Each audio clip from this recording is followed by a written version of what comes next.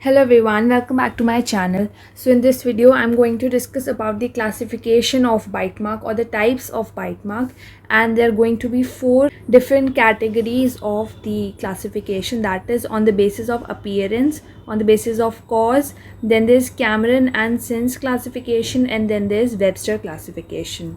Also, if you want this PPT, then I've uploaded it on my website. Link for the website is given in the description box. You can go check that out. Now let's get started. So first, on the basis of appearance, that is how the bite mark is looking like. So first comes evulsive bites. In evulsive bites, basically a section of the tissue or the skin is completely teared out of the body, leaving an ovoid gaping laceration. If you can see in this picture, this particular area, this has been completely teared out, right? The skin has been completely teared or detached from the body of the person. So this is what happens in evulsive bites. For example, in case of apple, when we eat an apple, we tear out a portion of apple from our teeth completely and then we eat it, and after that we get to see an ovoid gapping in that apple, right? So this is example of an evulsive bite. Then comes single arch bite. Occasionally, bite marks show only one arch. Now there can be a number of reasons for that. For example, superimposed clothing can be there, due to which the other half of the jaw is not direct in contact with the skin, hence only one arch is formed. Or uneven surface can be there, or the biting force is uneven, that is more force is applied from one jaw and little force is applied from the other.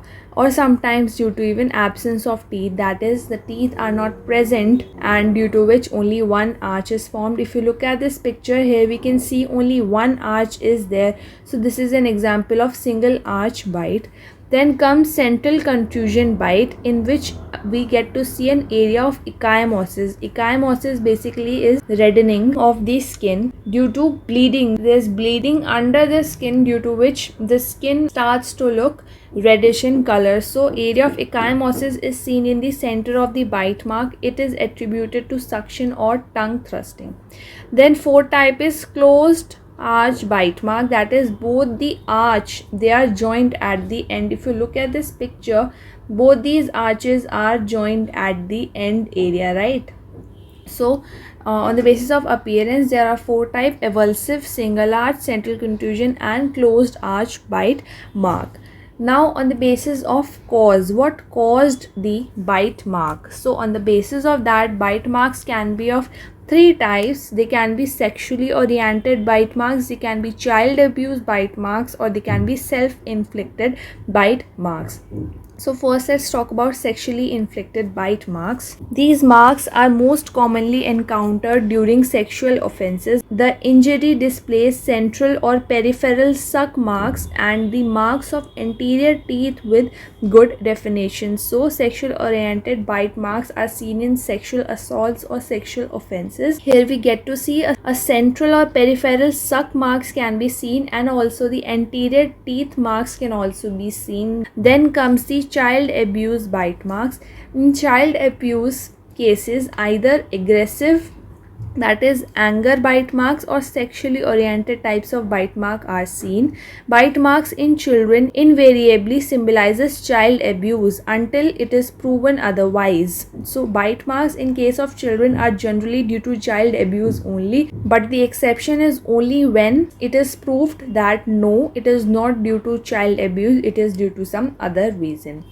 Next comes self-inflicted bite marks, that is bite marks that are caused by the person himself. So mostly these are found in the forearms of children, caused by them. Sometimes arms may be pushed into the mouth of the child to make them stop crying, or due to intense pain, the children may bite themselves to overcome the suffering. So these are the reason because of which self-inflicted bite marks can be there. Also, mentally retarded or psychologically disturbed people may also bite themselves. In some cases, self-inflicted bite marks are also seen in Nyhan syndrome, which is an X-linked syndrome, recessive syndrome, and it is a disease in which there is insensitivity to pain. The person cannot feel any kind of pain.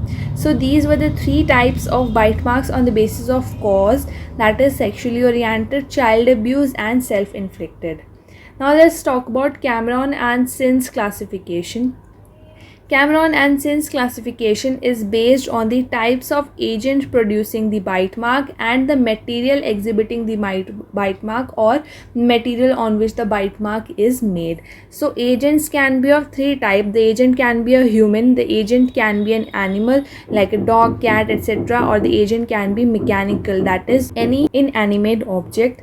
Now if you talk about the material on which the bite mark is formed, then that can be a body tissue or skin. It can be any food item like for example cheese, chocolate, apple, right? Or it can be any other item. Next come Webster's classification. It is based on the bite mark on food stuff. So it can be of 3 types: type 1, type 2 and type 3.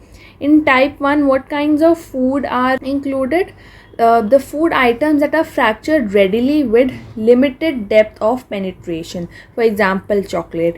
In type 2, food items that are fractured with considerable amount of pressure, then that comes under type 2. An example for this can be apple. And in type 3, all those foods come in which the complete penetration of food item with slide marks is there, like for example the bite marks on cheese. So these were the 3 types in Webster's classification. I hope you understood all these classifications, that is on the basis of appearance, on the basis of cause, Cameron and Sin's classification and Webster's classification. This was all about this video. Thank you for watching.